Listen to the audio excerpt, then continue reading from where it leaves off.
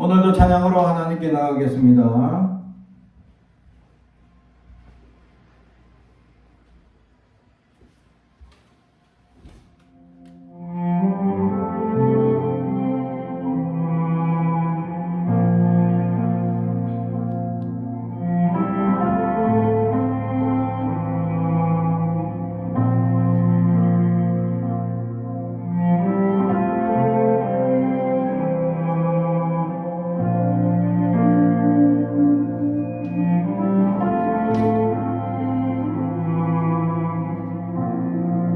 우리 주는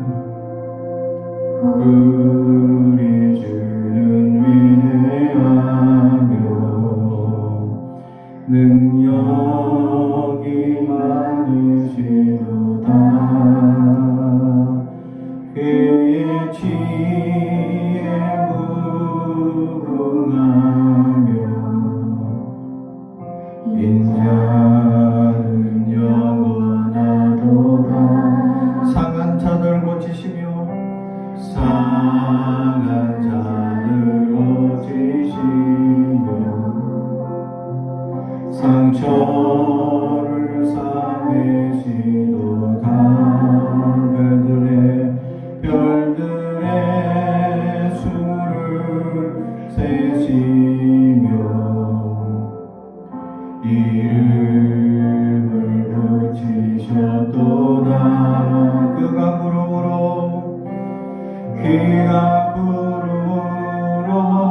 하늘을 덮으시며 땅을 위하여 준비하신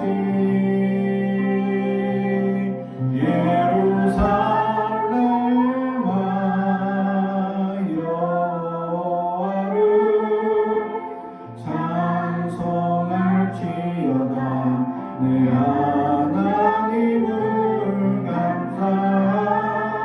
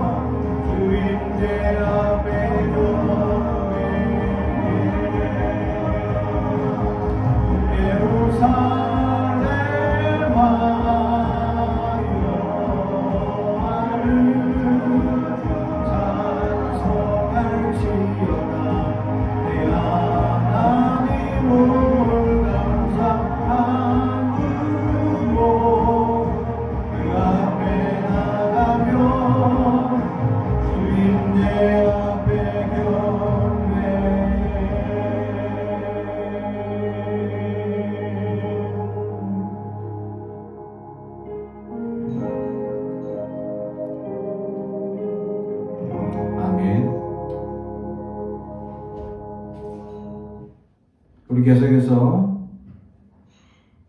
주 내 아버지 찬양합니다.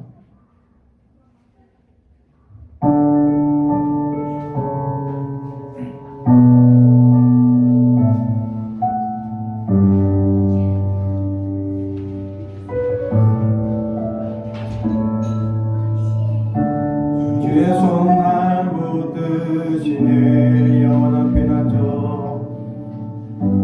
영원한 피난처 내시네 깊어진 한숨 속에도 변함없이 우리를 일으키시네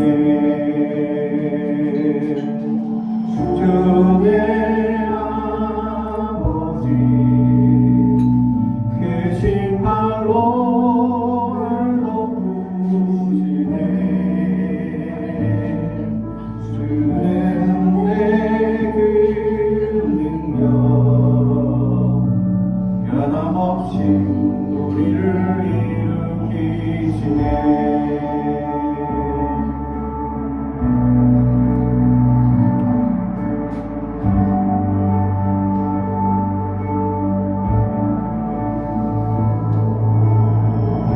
주께서 날 붙드시네 영원한 피난처 내시네 깊어진 한숨 속에도 변함없이 우리를 일으키시네 주내 그 신발로 날 덮으시네 주는 내 그 능력 변함없이 우리를 일으키시네 주의 아버지 그 신발로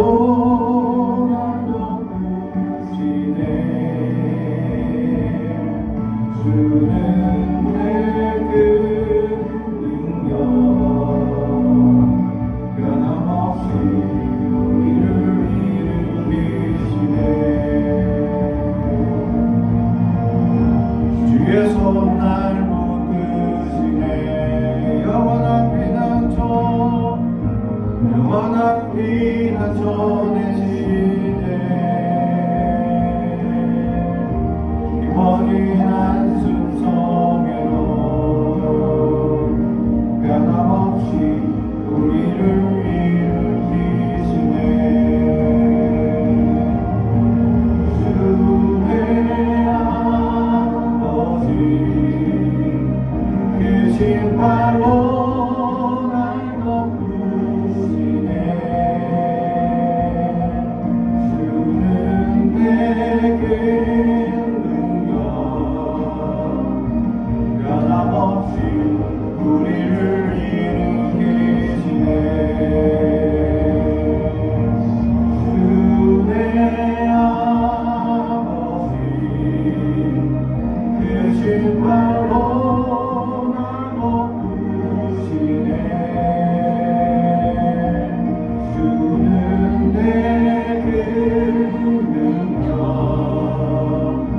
변함없이 우리를 일으키시네 아멘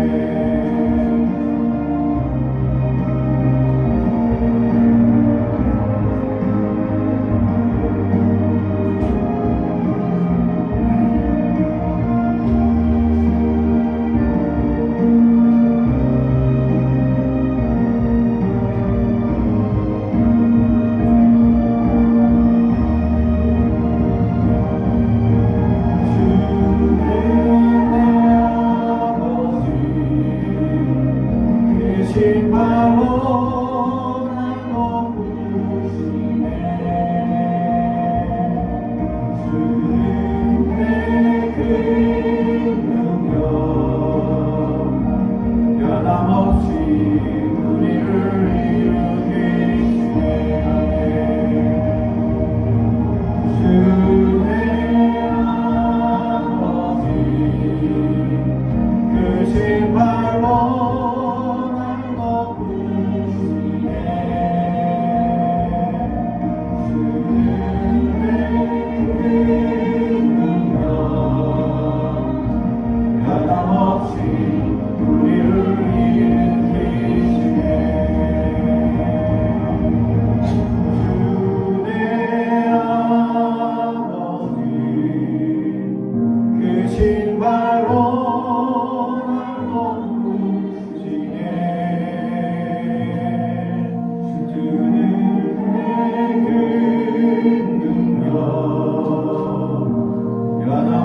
변함없이 우리를 일으키시네.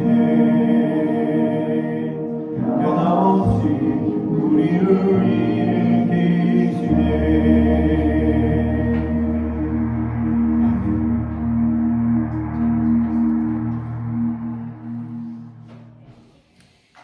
아멘. 오늘 우리에게 주신 하나님의 말씀은 예레미야 29장 1절에서 7절의 말씀입니다. 예레미야 29장 1절에서 7절까지 말씀.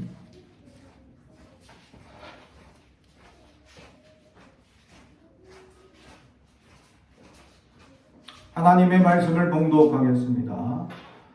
하나님의 말씀을 경청해 주시기 바랍니다. 구약성경 1096페이지입니다.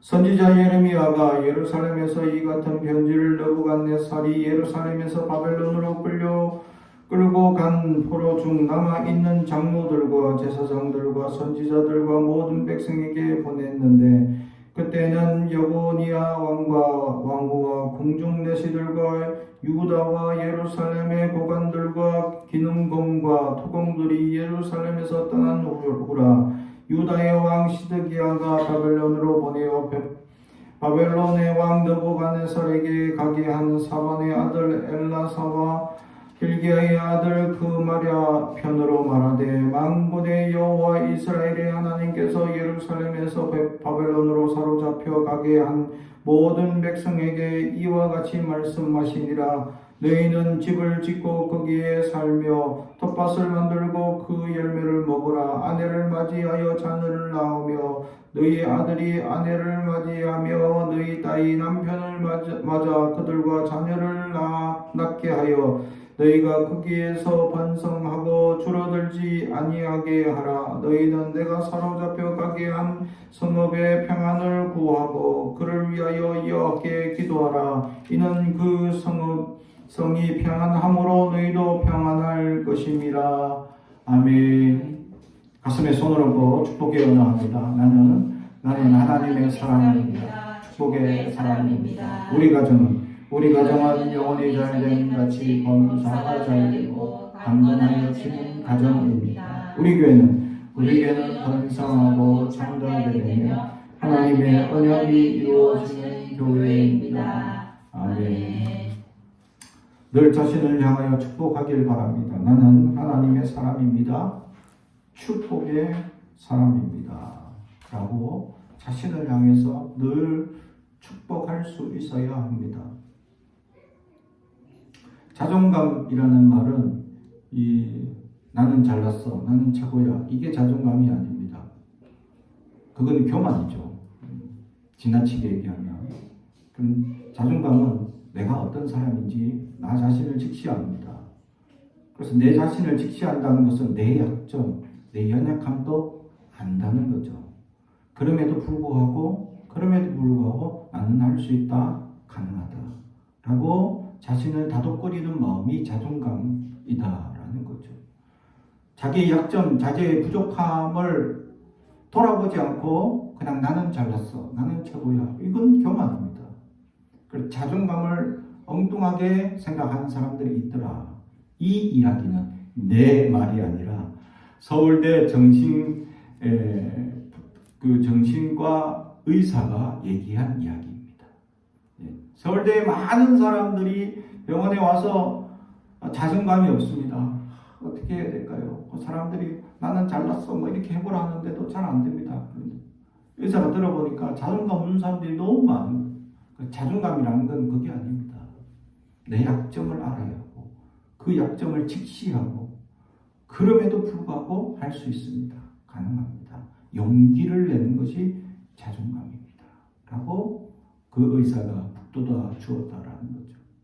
잘못하면 그것이 교만이 되고 교만이 지나치면 아주 잘못된 정신적 데미지를 입게 됩니다. 자기만 아는 그런 세계에 빠지게 된다라는 사실이죠. 그래서 자존감 없이 살아가는 세상 가운데 저는 여러분들에게 자신이 축복의 사람이다 라는 사실을 잊지 말라. 하나님께서 우리를 창조하셨고 각자에게 하나님은 축복하는 사람, 어느 한 사람 버림받은 사람 없고 어느 한 사람 연약한 사람이 없다라는 것이죠. 독일의 유명한 신학자 칼 바르트에게 어느 독일 사람들이 물었다고 합니다. 유명한 신학자니까 당신 그러면 물어보고 싶습니다. 목사님, 아돌프 히틀러에 대해서 한 말씀 해주시겠습니까? 아돌프 히틀러는 독일 지금 전쟁을 패망시키고 독일을 연약하게 만든 아주 극악한 사람 중에 한 사람이죠. 그 사람에 대해서 여러분은 이 칼바르트 신학 박사이시자 목사님은 뭐라고 대답하실 겁니까? 라고 물었죠. 그러니까 나는 그에게 딱 한마디 할 수 있습니다. 그에게도 예수님이 필요합니다. 예수가 그를 위하여 당신을 위하여 십자가에 달려 돌아가셨습니다. 이 한마디 저는 할 수 있습니다. 다시 말하면 지금 우리는 아돌프 히틀러는 아주 낯선 사람일 수 있고 멀리 있는 삼자일 수 있죠. 우리에게 직설적으로 한 사람을 물을 수 있는 그런 아돌프 히틀러와 똑같은 사람이 있습니다. 저기 북쪽에 계신 그분, 지금 전쟁을 막 일으키려고 여러 가지 쓰레기도 보내시고 막 이렇게 도발의 멘트를 지금 막 날리시는 그분, 김정은을 향해서 우리가 할 수 있는 말은 무엇이냐? 그를 위해서도 하나님은 십자가에 달려 돌아가신 예수 그리스도를 이 땅에 우리에게 보내주셨다. 예수님은 당신을 위하여 십자가에 달려 돌아가셨습니다. 라고 할 수 있느냐라는 거예요. 그죠? 아마 60, 70대 이상은 이 말을 쉽게 할 수 없습니다. 왜냐하면 그분들 한 70대 되시는 분들은 전쟁을 몸소 경험했던 분입니다. 그래서 그 70대 이상 되시는 분들은 전쟁을 몸소 경험을 했기 때문에 온몸으로 그분들을 거부합니다. 그리고 저 때만 해도 어릴 때부터 방공교육을 그렇게 받다 보니까 빨간색은 왠지 불안해. 빨간색만 보면 왠지 불안해. 이 심리를 우리는 약간 빨간색 이렇게 얘기해도 뭔가 안 좋죠. 근데 이제 그 빨간색을 하도 좋은 이미지로 많이 만든 사건들이 생기다 보니까 조금 덜해졌습니다. 그래서 우리 다음 세대에는 빨간색 하면 뭐가 생각? 붉은 악마, 대한민국 이게 생각날 수도 있습니다. 그러나 50대 이상 된, 40대 이상 된 사람들은 어릴 때부터 방공교육을 그렇게 받아가지고 이렇게 붉은색, 빨간색 이러면 뭔가 안 좋은 색깔. 그 정치를 물을 때 당신은 빨간색 좋습니까? 파란색 좋습니까? 이렇게 물어보죠, 항상. 아주 무서운 질문입니다. 그죠? 그래서 그분들은 북한에 대한 이야기를 북한이라고 표현하지 않고 빨갱이라고 표현합니다. 그래서 북한에 대한 이야기, 정치 이야기 하다가 얘기가 막히면 무조건 우리를 상대방을 빨갱이, 빨간색 이쪽으로 표현합니다. 말로 싸우기 싫다 이겁니다. 내가 지지하는 그 사람이 최고다 라고 얘기하기 때문이죠. 그만큼 사람들이 내가 듣고 싶은 거, 내가 보고 싶은 거에 얼마나 심각하게 빠져 있는지에 대한 현상을 우리에게 보여주고 있습니다. 우리는 살아가면서 수많은 이야기, 수많은 정보들, 수많은 현상들을 바라보며 살아가고 있습니다. 그때 우리는 내가 보고 싶은 것만 보고 내가 듣고 싶은 것만 듣고자 하는 심리적 역사가 있다라는 거죠. 그것을 통해서 우리는 내 판단과 맞다, 내 생각과 맞다라는 것을 짜집기해 나가는 나의 오류에 빠지고 있다라는 사실이죠. 그래서 우리는 우리의 생각과 우리의 기억이 왜곡되고 있다라는 사실을 알아야 합니다. 알아야 합니다. 내가 과거에 어떤 현상을 겪었을 때 그 현상을 겪었는데 이것이 증거가 없으면 내 기억이 그걸 조장합니다. 내가 생각하기 쉬운 현상으로. 그래서 가끔 이 곤욕을 당할 때가 있습니다. 기억이 왜곡되어서. 왜? 한 번씩 내가 여기 와봤는데 여보 당신이랑 왔잖아 하면 부인이 언제 왔어? 나 여기 처음인데? 누구랑 왔어? 하면서 갑자기 눈을 희번덕하면서 쳐다볼 때 심장이 달달달 떨릴 때가 있다라는 사실입니다. 이게 기억이 왜곡돼서 분명히 누구랑 왔던 장소인데 그 누구가 지금의 아내가 아니고 다른 사람일 때 이거는 기억이 왜곡돼서 아주 곤란한 현상을 겪은 일들이 많다. 저도 그렇습니다. 한 번씩 그게 분명히 같이 가서 분명히 냉모비를 먹었는데 그 집 내가 자주 가는 단골집인데 저희 아내는 한 번도 안 갔다는 거죠. 내가 그 누구랑 그렇게 많이 그 집을 갔던가 한번 생각을 해보며 다른 여자친구 사귈 때는 다 갔거든. 그래서 당연히 우리 아내도 갔을 줄 알았는데 그 집이 망했더라. 그 이후로. 그래서 한 번도 못 갔던 기억이 왜곡되고 있다. 그래서 우리는 내가 보고 싶은 것만 보고 내가 듣고 싶은 것만 듣는다. 그러면서 내 기억을 조장하고 내가 잘못 기억하고 있는 부분들이 많다라는 거죠. 그래서 그걸 일기로 하나하나 육하 원칙에 의해서 기록하지 않는 이상 또 사진으로 증거를 내놓지 않는 이상은 우리가 그 기억이 왜곡될 수 있다라는 사실이죠. 왜 이야기를 먼저 시작하냐라는 사실입니다. 이스라엘 백성들이 오늘 이스라엘 백성들이 그런 현상을 겪고 있습니다. 예레미야가 바벨론 포로로 잡혀갑니다. 그러니까 마지막 유다 왕국 마지막 왕국 시간에 바벨론 의지해야 합니다. 지금 1차 침략해가지고 왕 갈렸어요. 2차 침략해 왕 갈렸어. 지금 3차 침략해서 왕이 또 갈렸어요.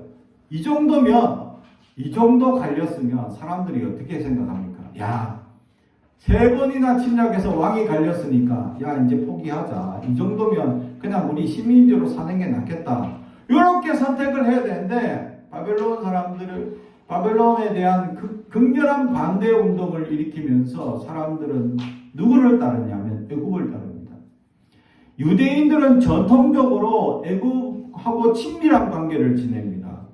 왜냐하면 그 일대의 가장 강대국은 어디냐 따지면 애굽이었기 때문에 전통적으로 애굽이 강대국이었고 늘 주변 나라를 정리해주고 혹시나 어려우면 도움을 주기도 했고 실제로 솔로몬 왕 때는 이 금을 주고 그 애굽의 가장 유명한 마차 병기를 수입해 옵니다. 어마어마하게. 그래서 그 마차 병기를 타고 그 일대를 다 정복하는 사건이 있죠. 그만큼 애굽의 무기는 최신식 무기였고 최고의 무기였고 또 애굽의 병사들은 최고의 병력들이었습니다. 그래서 애굽을 항상 의지하고 애굽을 항상 바라보던 상황이었죠. 그러다가 갑자기 바벨론이 쳐들어온 겁니다.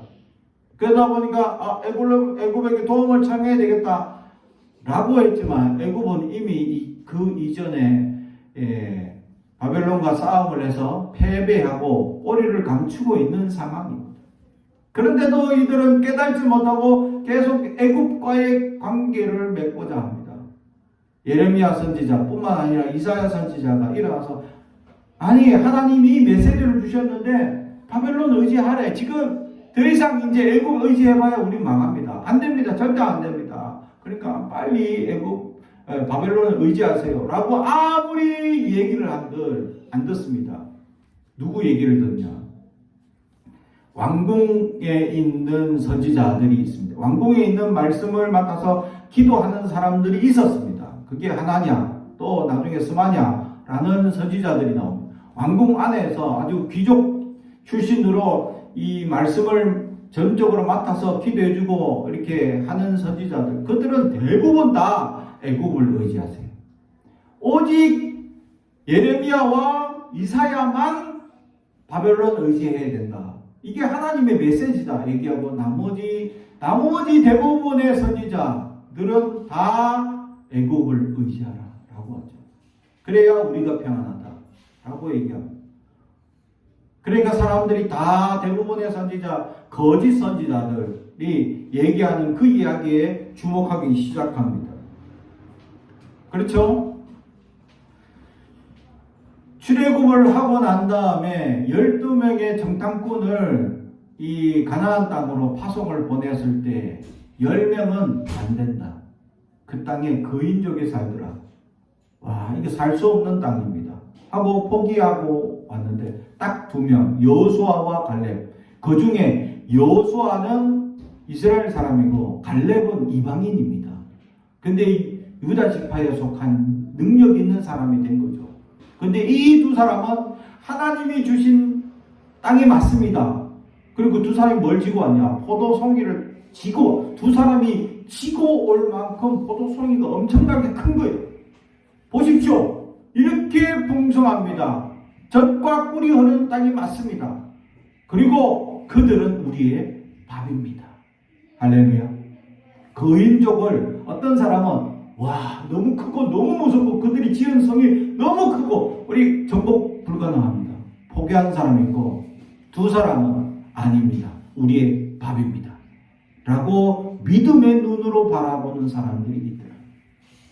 이스라엘 백성들이 누구 얘기를 들었을까? 다수결에 의해 10명의 얘기를 듣습니다. 그래서 난리가 나죠. 우리를 이제 젖과 꿀이 흐르는 땅? 이제 거인족하고 붙여가지고 우리 다 망하게 하시려고 하나님이 이끌어내신 거 아니야? 하고 반란이 일어나기 시작합니다. 40년 광야 생활하게 된 이유가 거기에 있습니다. 원래면 일주일이면 갔다 오는 땅입니다. 근데 바로 정복시키지 않고 40년을 돌게 한 것은 한 세대를 없애기 위한 겁니다. 그 한 세대는 그 땅이 무섭습니다 라고 그의 시각과 그의 생각에 사로잡힌 사람들을 갈아엎기 위한 작업이었다. 할렐루야.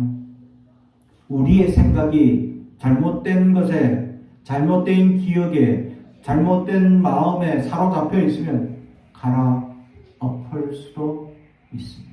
이게 얼마나 무서운 이야기인지 알아야 하나님의 말씀을 믿음으로 봐야 합니다. 우리는 현실은 불가능합니다. 현실은 이겨낼 수 없습니다. 현실은 어려운 일들이 우리를 너무나 힘들게 하는 일들이 너무나 많습니다.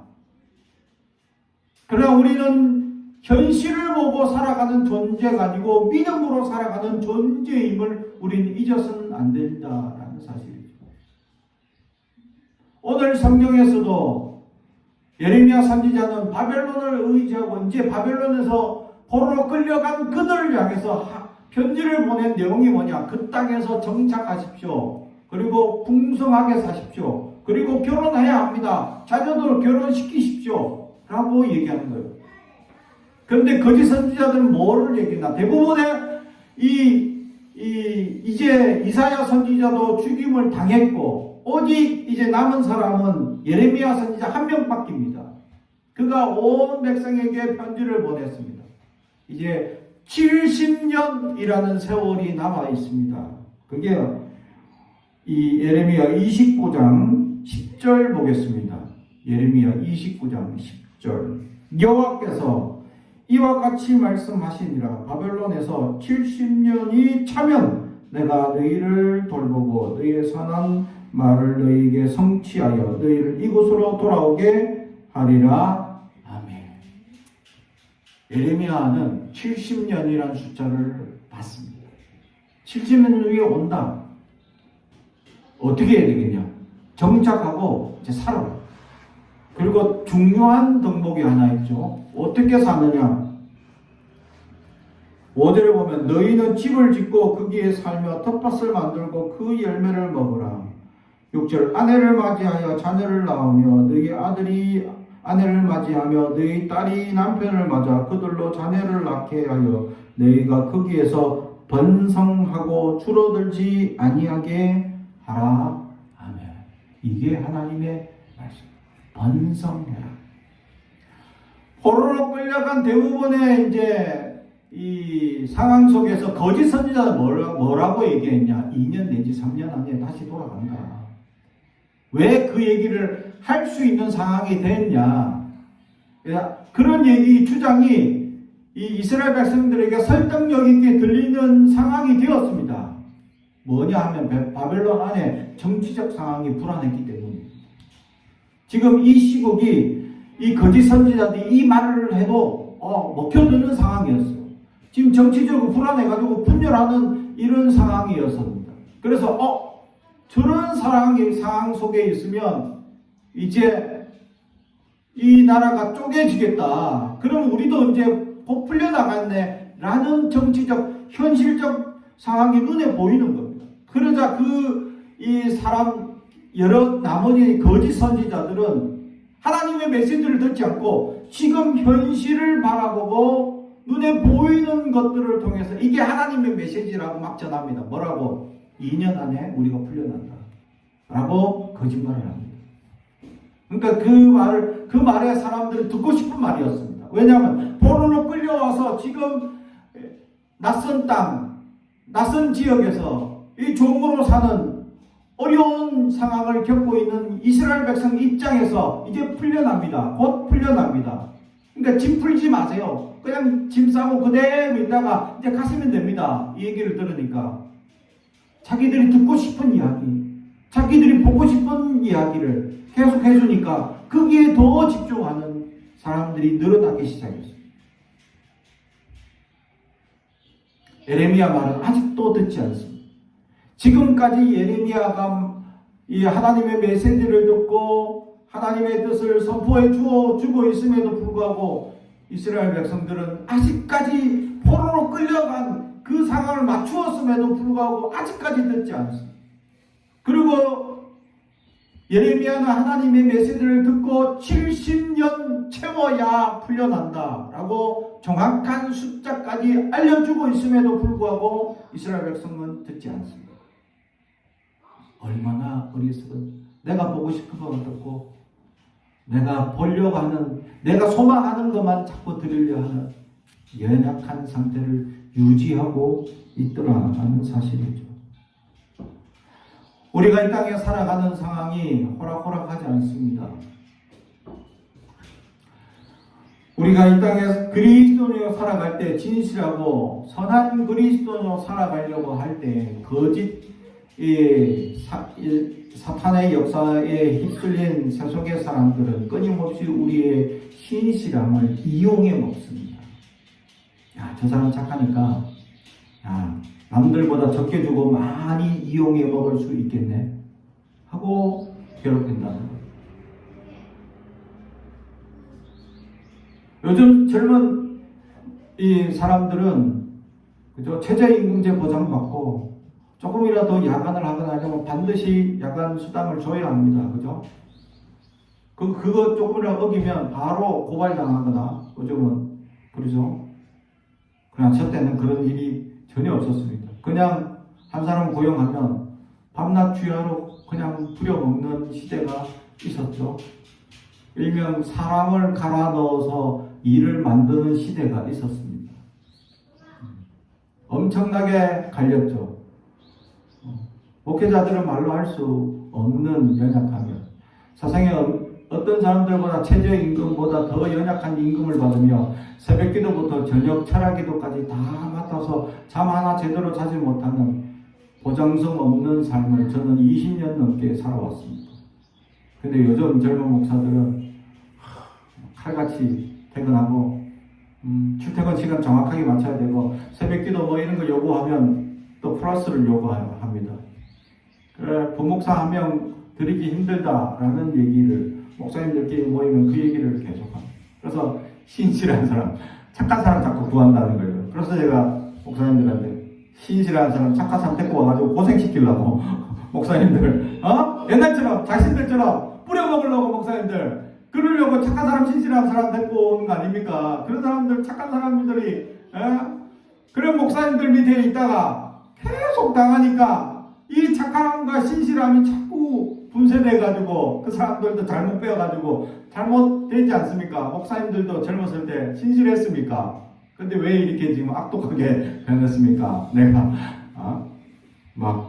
막말하죠. 이제 할 수 있는 관계가 되니까 그런 분들이 있더라는 겁니다. 왜 착한 사람 구합니까? 왜 신실한 사람 구합니까? 갈아 넣으려고. 새벽기도 막 시키고 뭘 시키도 아무 말 하고 잘하는 사람 구하려고. 어떤 구해놨더니 자꾸 뭘 딱 출퇴근 계약서대로 하자는 계약서대로. 계약서를 딱 적자는 거예요. 요즘은. 그죠?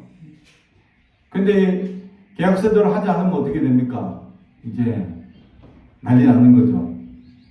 요즘 시대가 그래도 살기 좋은 시대가 된 이유가 옛날에 이 많은 사람들이 고생한 일들이 있었기 때문에 지금의 좋은 시대가 있지 않나 생각해 봅니다. 이런 연약한 시대 가운데 세상이 호락호락하지 않는데 착한 그리스도인들을 점점 연약하게 만드는 시대적 상황이 주어지고 있고 그것을 이용하는 사람들이 있더라는 거죠. 그럼에도 불구하고 우리는 하나님의 메시지에 매인다면 하나님의 메시지가 들린다면 지금의 절망이 되지 않을 수 있다는 사실입니다.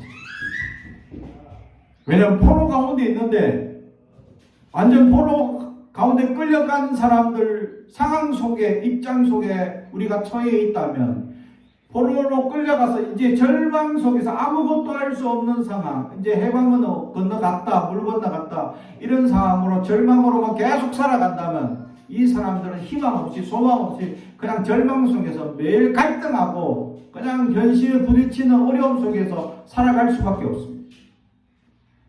그러나 예레미야는 70년 후라는 것을 보여주죠. 70년 후. 그래, 70년 기다리자. 그러면 내 자손들 결혼시키고 장가가고 풍성하게 해서 내 자손들이 돌아갈 땅에 이제 돌아갈 때는 더 많은 자손들과 함께 돌아갈 것을 기대하고 준비할 수 있는 사람. 할렐루야. 그죠? 우리나라도 그런 일을 겪었습니다. 우리는 겨우 33년밖에 겪지 않았습니다. 일본의 식민지. 근데 이 33년 동안에 어떤 일이 일어났냐?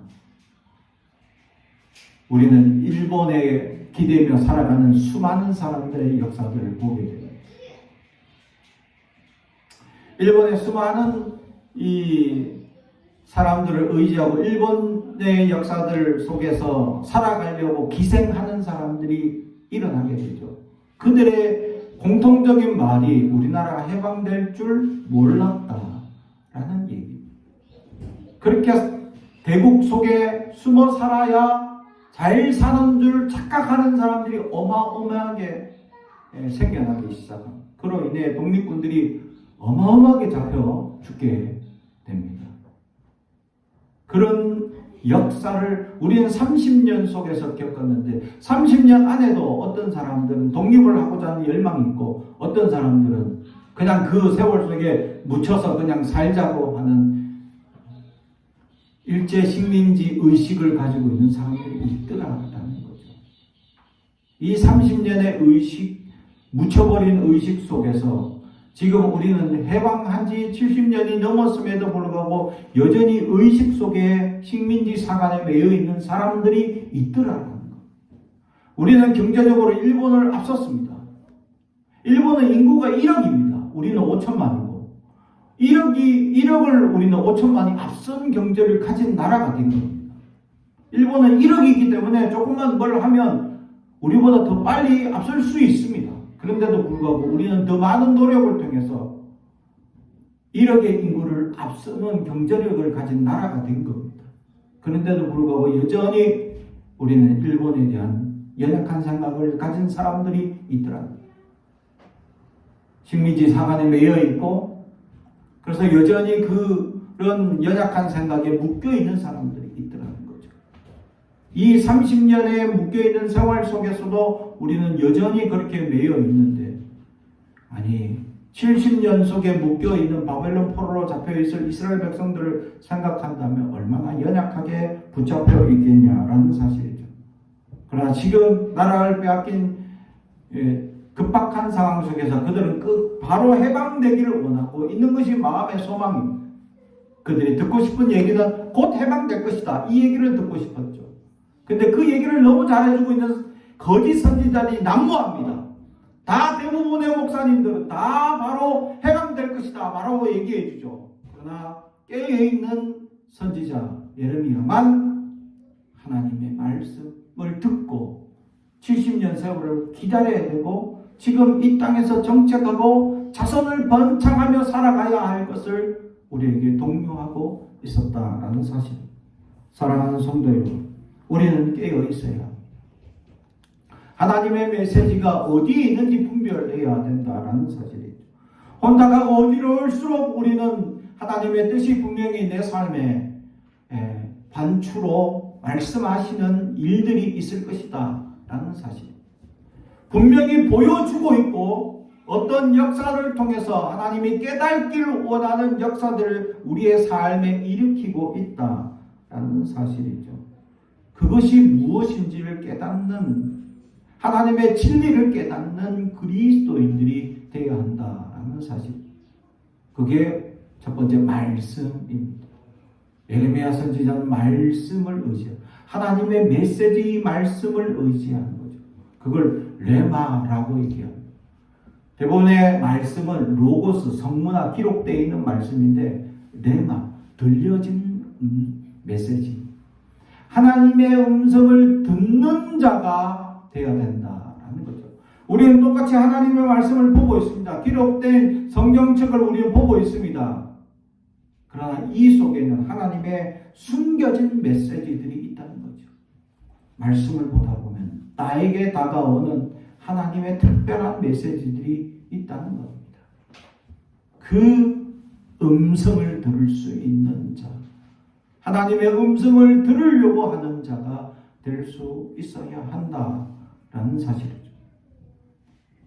그래서 오늘 우리에게 주신 하나님의 이 메시지 속에 주시는 주제는 뭐냐? 그래서 오늘 말씀의 제목은 바로 그것입니다. 샬롬이었다라는 거죠.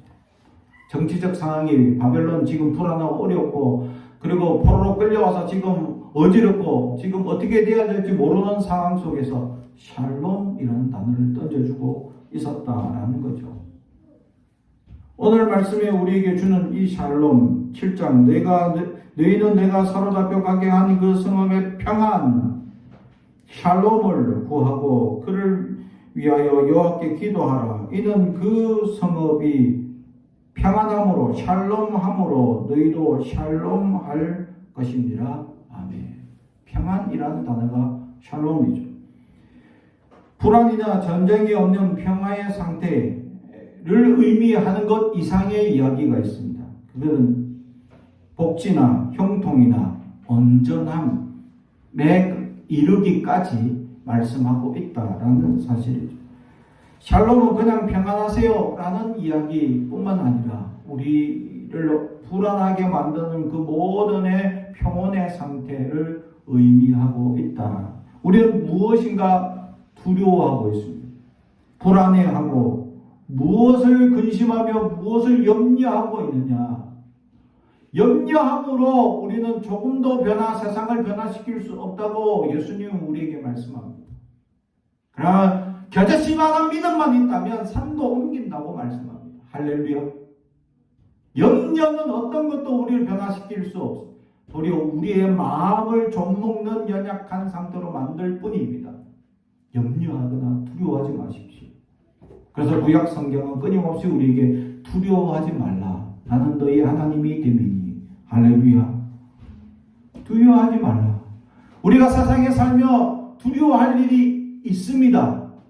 그러나 두려워하지 말라고 말씀합니다. 왜냐하면 우리에게는 전능하신 하나님이 있기 때문에 그 하나님을 의지한다. 하나님이 우리를 내버려 두지 않을 그 아버지 하나님이시기 때문에 할렐루야. 아버지 하나님은 자녀의 불행과 어려움을 늘 돌보시고 위로하시고 찾아주시는 아버지 하나님이시기 때문에 사람의 부모님들은 실수하기 마련입니다. 저도 우리의 자녀들한테 실수 많이 했습니다. 아버지가 된 지 처음이기 때문이죠. 그래서 막 폭력을 행사할 때도 있었고 폭언과 연약함을 선포할 때도 있었습니다. 돌아보면서 많이 후회했죠. 저희 아내나 저나 우리 아이들을 좀 건강하고 또 자신감 있게 키우고 싶은 마음이 있었지만 처음이다 보니 실수 많이 합니다. 육신의 부모님들은 실수하기 마련입니다. 실수를 통해 또 거듭나고 또 다시 자신을 다독이며 그래도 자녀를 품고 안아주고 또 생명을 다해 아이들 주어진 자녀들을 최선을 다해 키우려 하는 부모의 마음이 있습니다. 부모는 실수하기 마련입니다. 그러나 아버지 하나님은 한 번도 우리를 실망시키지 않습니다. 할렐루야. 저도 신앙을 가지게 된 계기가 그거인지도 모릅니다. 육신의 부모였던 저희 부모님은 예수를 안 믿었기 때문에 생활이 어려움, 돌아보지도 않고 그냥 세속적으로 사시던 그 부모 세상 속에 그 고된과 힘든 삶을 다 매질로 저에게 한풀이 하셨던 부모님 속에 살았던 삶이었습니다. 아마 엇나갔다면 가장 잘 엇나갈 수 있는 환경에 아주 잘 배경이 깔려있는 집안 속에 살고 있었습니다. 그런데 저는 예수를 만나서 그 모든 걸 극복하고 하나님의 이 위대한 사랑을 깨닫는 순간 사람의 사랑은 아무것도 아닌 것을 알게 되었습니다. 할렐루야. 하나님의 사랑이 최고입니다. 배신하지도 않고 늘 나를 안아주시고 늘 나를 위로하시고 늘 나를 지켜주시는 그 하나님 사랑이 저에게 최고의 사랑이었기 때문에 그 은혜를 깨닫고 저는 지금까지 버틸 수 있었습니다. 사랑하는 성도 여러분, 하나님의 사랑 안에 살길 주님의 이름으로 축복합니다.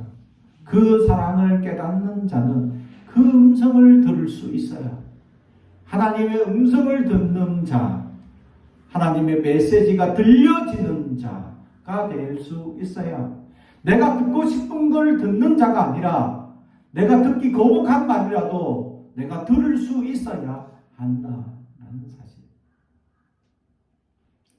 그죠? 저는 이 교회를 하나님 주실 때에 10년 전에 이미 주실 것이다 확신을 가지고 나는 평온하게 목회를 해왔습니다. 그러나 두려움을 떨었던 한 여인은 지금까지 두려움에 휩싸여 있었습니다. 언제 하나님께서 인도하실 것인지. 하나님의 메시지를 본 나는 평안합니다. 두렵지 않습니다. 지켜주실 걸 믿습니다. 하나님의 메시지를 보지 못한 사람은 10년 동안 두려워할 수 있습니다. 하나님의 메시지를 본 예레미야는 70년 동안 앞으로 두려워하지 않을 겁니다. 하지만 하나님의 메시지를 보지 못한 하나님의 메시지가 없는 이스라엘 백성들은 끊임없이 두려워하며 살아갈 것입니다.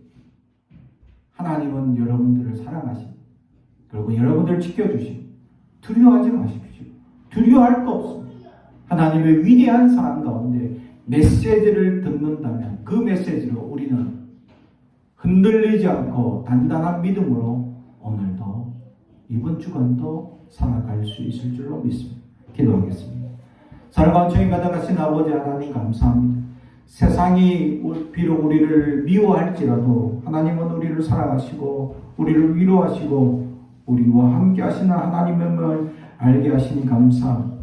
하나님 우리에게 용기를 다하여 주시고 힘을 다하여 주시고 믿음을 다하여 주시고 세상을 능히 이기게 하시며 특별히 우리가 하나님의 메시지를 들을 수 있는 길을 허락하여 주시옵소서. 하나님의 뜻을 깨닫게 하시고 하나님의 역사를 바라보게 하시고 하나님의 말씀 앞에 주목하게 하옵소서. 감사드리며 예수님의 이름으로 기도드리옵나이다. 아멘.